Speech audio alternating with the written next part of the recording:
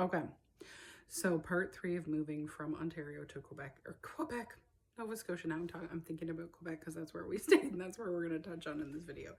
So we had finally gotten dates from the driver. We were in Port Perry for a couple of weeks. We were planning to be there for a few days. It turned into a couple of weeks, but whatever. We got a date where the truck was going to be able to drop the things off and we would be able to come in the next day. So I knew there was furniture in the house because I could not have my dad, again, with Parkinson's and diabetes and dementia, in the house with no furniture. It just wasn't possible.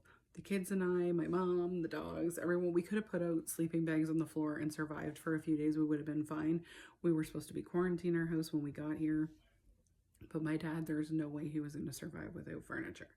So we got the date, we moved on. My sister booked us into the motel in Cornwall, and these are the pictures of the room we stayed in. It was absolutely disgusting. It was horrific. Again, I had been there years before and stayed there when we went to attend a wedding, and it wasn't that bad. And when we stayed there, it was disgusting. There was filth everywhere. It rained the night we were there, and it sounded like the corner of the hotel room where the air conditioner is, because we moved in June. It sounded like it was flooding and flowing into the room. I'm pretty sure, I was 99% sure that there was going to be some kind of electrical issue with the air conditioner and the amount of water that was going through it. It was fine. But let me show you some pictures of the motel. Motel. I don't know what it's classified. I'm going to look it up, but it was something I will never recommend to anyone. Absolutely disgusting. So here's the images from there.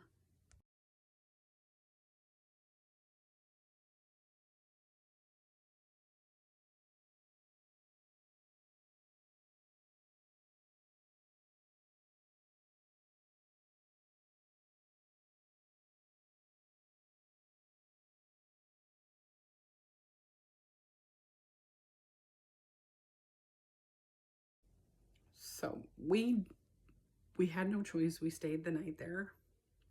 And I was terrified we were going to leave with bed bugs or something else. I am a huge germaphobe, and I have a sister who lives in Toronto, and I was determined we were leaving with bed bugs or some kind of disease. It was disgusting.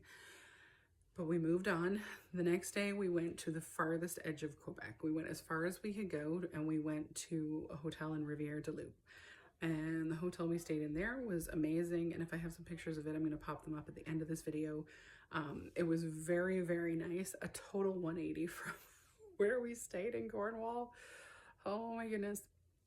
Pet friendly, amazing. We stayed there. We had a great stay. And then the next day we had to leave, and we had to go from the edge of Quebec, the border of Quebec and New Brunswick, all the way into Nova Scotia and down into the Annapolis Valley where we are, and we are at the bottom end of the Annapolis Valley.